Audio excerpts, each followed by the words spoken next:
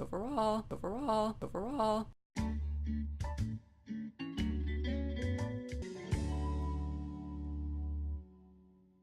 Hello everyone and welcome back to my channel. So today's video I have another color themed Polaroid for you.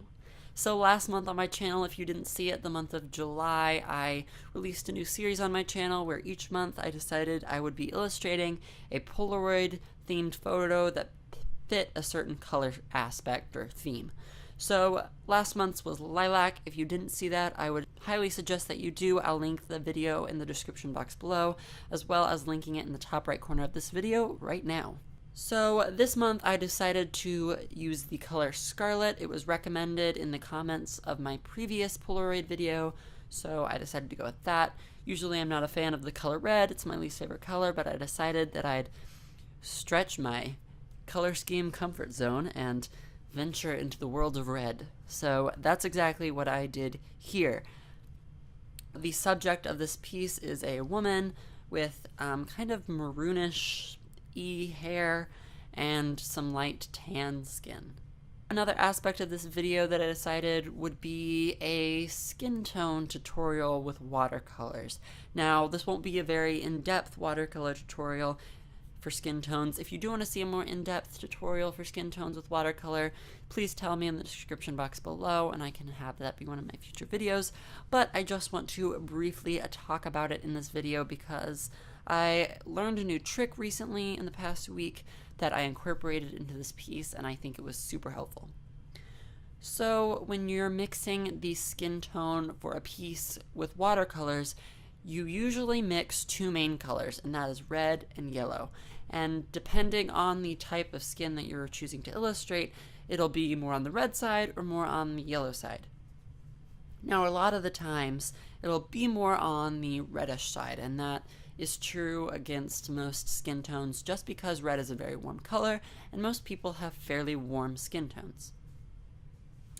So my mixture in this piece was mainly red with a little bit of yellow. Now, most of the time, your watercolors will be so vibrant that it'll be just a bright peachy orange, and that's not going to really fit the piece well if you're wanting to get a realistic skin tone. So the trick that I used in this mixing of skin tones, which I think I will use in the future forever, and I think will really be helpful for you guys, is to add in some of kind of the opposite color, I guess. So the main mixture that I had made for the skin tone was made mostly out of the color red, and red is kind of thought of as the warmest of the colors. It's the definition of a warm color. Now, on the opposite end of that spectrum is the cool colors, and blue is usually considered cool. It's usually considered the coolest of colors. So they're kind of opposites in that regard. So if you want to desaturate the skin tone that you had mixed from the reds and yellows, and you have mainly red, you can incorporate small amounts of blue.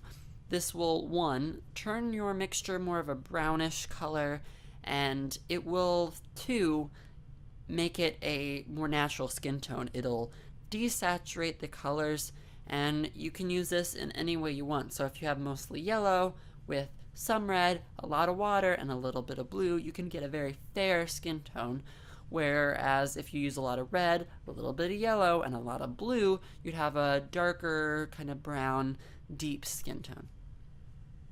So for this piece, I used mainly reds and yellows in the skin tones, mainly red, however, and I used just a couple brushes worth of blue, a fairly deep kind of purplish undertone blue, and I just mixed that together and it formed a great skin tone. Now for shadows, I won't go too in depth. This tutorial was just kind of mixing the color for skin tones. So for shadows, I usually just go on the front of the face if I'm doing profile, or on the edges of the face if I'm doing just like straight on face. I go around the chin, make sure to do a deep shadow underneath the chin on the neck, and I continue that shadow from underneath the chin to the shoulder and make sure to always kind of incorporate a shadow next to the hair and on the skin just to give it that depth and to give the piece the feeling that the hair is on top of the face. So a little bit more about the subject. She was inspired by the color Scarlett, so I gave her a very deep, kind of ruby-esque lip color. It's very, very saturated red, and it's a very deep flat wash of color. And then for the hair, I gave her this purplish color, which was a mix of some red pigment, some purple pigment, and some black pigment. And I used Mgram watercolors and L'Aquarelle watercolors in this specific illustration. Now the first time I did the hair, it turned out kind of pale, so here I'm going over it again with some more of that purplish pigment, and I just mixed in some more black and some more purple to really deepen the color that I was putting on the hair. And then later I go in on top and add kind of a gradient to the hair. This is something that I did in my Draw That Song challenge, which if you haven't seen, I'd highly recommend you do that as well. I did this kind of ombre color, and it just adds a lot of great eye movement to the piece. So I decided that I would incorporate that in this piece. And then here I'm just mixing the color for the background. Briefly, I just wanted to talk about kind of the inspiration for this piece. Recently, I've been kind of experimenting with what I do stylistically in my pieces and just kind of trying to push what my style is. And I hadn't done this style in a really long time. This is kind of my original style. But I've changed a lot recently and changed up how I draw my pieces, so I just kind of wanted to go back to my roots and see if that kind of style was still relevant. So it has very bold, dynamic line work that is kind of a major point of the piece. You can't really not see it. It's huge, especially in the hair. The lines start really thick and then kind of taper off, and if there's any curve in the hair, the line gets thicker, and this just adds in some good eye movement and overall just some appeal to the piece. I also did some thick line work on her lashes just to give it kind of some contrast against the lighter skin tone. And here I'm just finishing up the background. I decided to do a nice scarlet color in the back to fit in with the color theme of this piece. So I decided not to do a flat wash of color. I originally thought I would, and I was going over it, and then this pigment kind of pooled up in this one area, and I thought it's kind of cloudy and cool looking, so I just went with it. So it's not an even wash of color behind her, but I think it adds some depth and some dynamics to the piece overall. So I really liked how that turned out.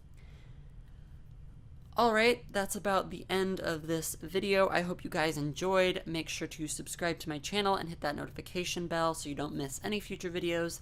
Like this video if you enjoyed it, and comment in the comment section below if you have ideas for future videos or you just want to chat. And make sure to leave a comment suggesting the next color for September. I'm really excited to start working on that piece, so give me your input. I'll see you guys next time. Bye.